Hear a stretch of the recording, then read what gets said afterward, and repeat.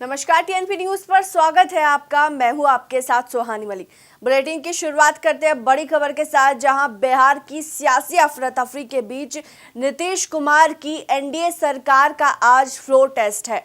Floor test से पहले ही JDU ने बैठक की है। बिहार विधानसभा में आज नीतीश सरकार के लिए अग्नि परीक्षा का दिन है। हालांकि बीती जनवरी में जब उन्होंने आरजेडी का साथ छोड़कर एनडीए में शामिल होने का फैसला लिया था और फिर से एक बार सीएम पद की शपथ ली थी, तब ये गेम बहुत आसान सा दिखाई दे रहा था। आसान इसलिए क्योंकि बिहार में सरकार बनाने के लिए बहुमत का जो आंकड़ा किसी दल या गठबंधन के पास होना चाहिए, वो एनडीए के पास वो संख्या थी और सबसे ज्यादा एनडीए के पास ही थी।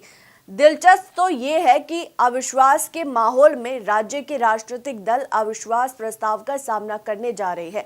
क्या सत्ता, क्या विपक्ष, सभी अपने अपने विधायकों की बाड़ेबंदी में लगे हैं। ये दीगर है कि बाड़ेबंदी का तरीका अलग अलग है। आइए जानते हैं कि किस दल ने किस तरीके से विधायकों की बाड़ेबंदी की है। पूरी तरह से लोकतंत्र का सम्मान होगा और लोकतंत्र को कलंकित करने वाले लोग लज्जित होंगे। वो अपने जिंदगी के हर खेला में असफल रहे हैं और असफल रहेंगे। पूरे विधायक जा रहे हैं। लोकतंत्र को वो कलंकित करना चाहते थे। बिहार लोकतंत्र की जननी है और लोकतंत्र कभी कलंकित नहीं होगा।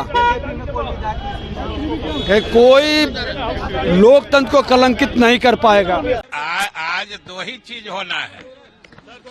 स्पीकर साहब या तो स्वतः छोड़ दे सम्मान पूर्वक, नहीं तो हटाए जाएंगे, और दूसरा सरकार विश्वास मत हासिल करेगी। दो ही चीज होना है। अब लेकिन आपको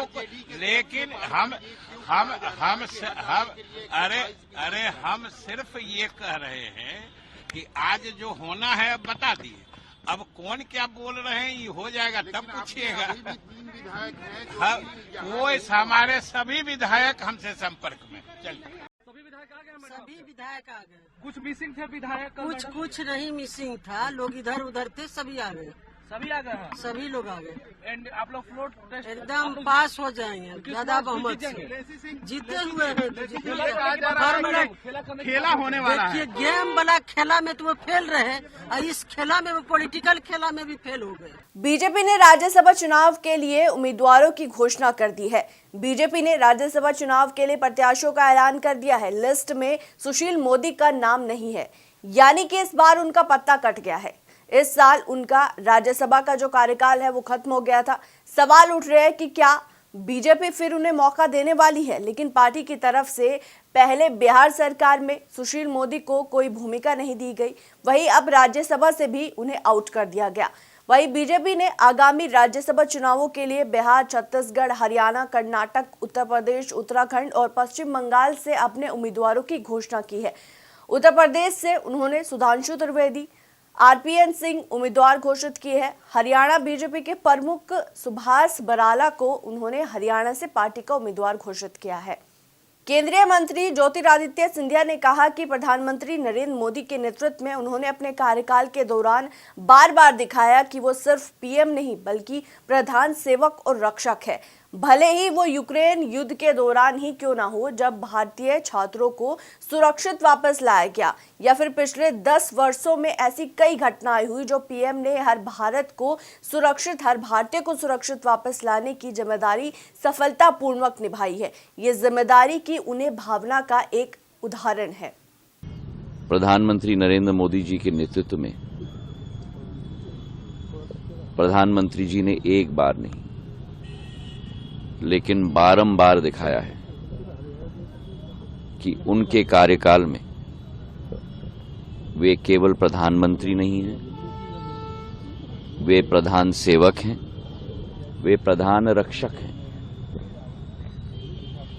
और चाहे यूक्रेन के युद्ध के समय में हो, जब भारतीय विद्यार्थियों को सुरक्षित वापस लाया गया, चाहे अनेक ऐसे घटनाएं 10 साल में हुई हों जहां एक एक भारतीय को सुरक्षित वापस लाने की बीड़ा और जिम्मेदारी प्रधानमंत्री जी के द्वारा सफलतापूर्वक संभाली गई है।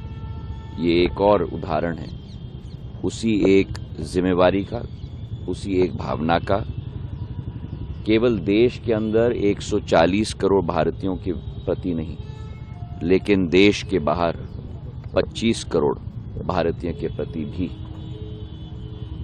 या 2.5 करोड़ भारतीय के प्रति भी, जो 110 देशों में अपना जीवन यापन कर रहे हैं। शिवसेना यूबीटी सदस्य की याचिका पर सुप्रीम कोर्ट आज सुनवाई करेगा। एकनाथ शिंदे समूह के विधायकों को अयोग्य घोषित करने का यह पूरा मामला है।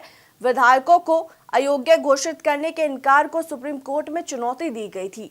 महाराष्ट्र स्पीकर के इनकार को चुनौती देने वाली याचिका पर आज सुनवाई होगी।